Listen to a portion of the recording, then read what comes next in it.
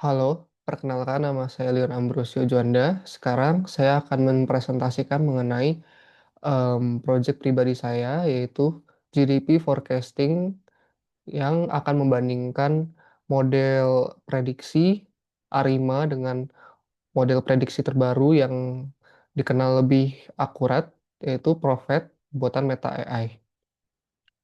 Em, Oke, untuk pertama-tama kita bisa mulai dengan menginstal requirement-nya terlebih dahulu dengan requirements.txt melalui command. Lalu di sini kita akan mengimport em, library yang kita gunakan. Di sini ada Prophet dan di sini ada stats model untuk ARIMA. Juga untuk dataset yang kita gunakan adalah dataset dari Kaggle, yaitu World Bank GDP by Country and Continent dari tahun 2000 sampai 2025. Ini untuk datanya.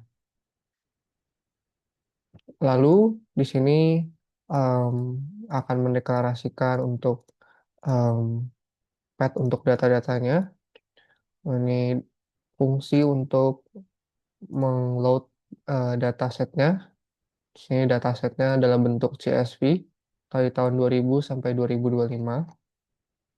Di train model ini akan di sini juga akan menghitung, ada fungsi untuk menghitung evaluasi yang akan menghitung kinerja model dari error, MAE, RMSE, lalu ada MAPI. Di sini fungsi untuk train ARIMA model bisa kita lihat untuk nah, setupnya. Dan di sini ada untuk fungsi untuk train modelnya Prophet menggunakan Pandas untuk datanya. Ini akan memproses em, negara, nama-nama negara, data, dan data-datanya. Atau lalu ada juga berdasarkan kontinennya. Sini menggunakan fungsi if else.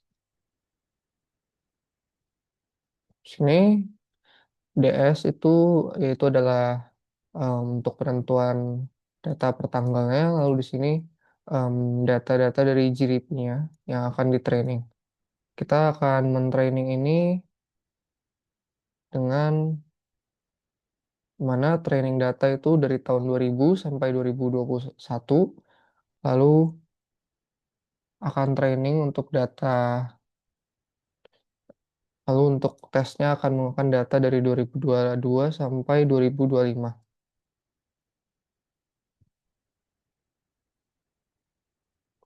Di sini. Ini tahun 2022 nih. 2022 nih em, lebih kecil dari 2022 berarti 2021. Maka 2000 tahun 2000 sampai 2021. Di sini juga untuk rentangnya.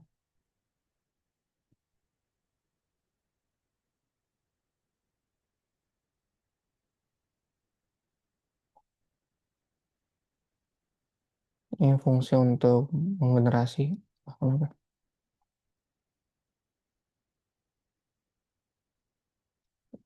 Generasi dari pesamnya. Ini juga fungsi untuk menggenerasi em, figuresnya. Jadi kita bisa lihat ini fungsi main-nya. Jadi dia pertama bakal ngeload GDP, lalu dia memproses setiap negara untuk tiap negaranya, lalu dia mulai mentraining modelnya.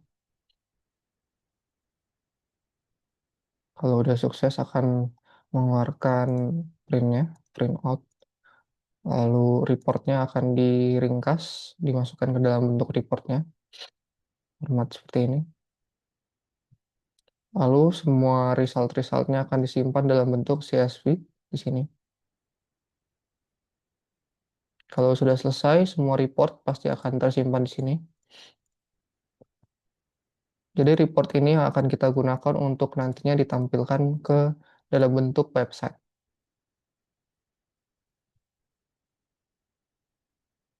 Untuk merunning programnya, program websitenya nih kita menggunakan port 5000 di sini, di localhost untuk sementara. Saya belum hosting kemana-mana.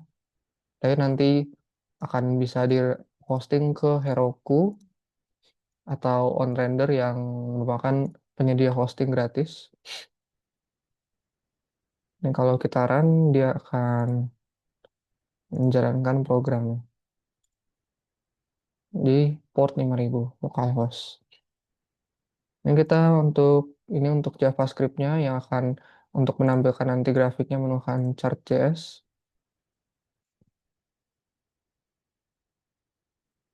Ini fungsi-fungsinya navtabs, tuh ada scroll up-nya untuk hide navbar ini.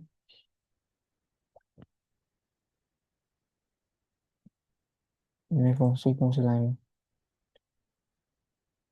Untuk HTML-nya yang menjadi struktur utama dari websitenya, dari header sampai footer-nya.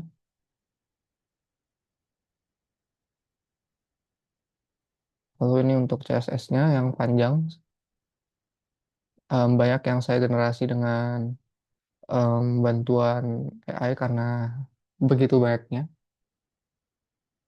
Ini untuk generasi beberapa figurnya dalam bentuk laporannya. Ini untuk laporan yang udah diringkas.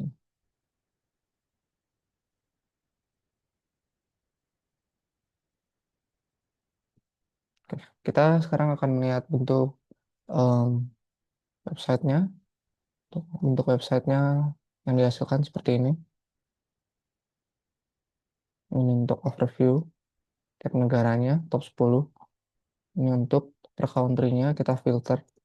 Misalnya ini di mana model Profit menang, di mana model Arima menang. Ya, beda negaranya. Ini untuk tiap kontinen atau tiap benua. Yang cenderungnya em, model Profit sangat lebih sering menang.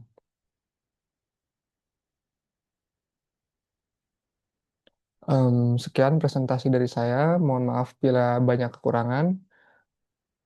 Terima kasih sudah mendengarkan sampai akhir.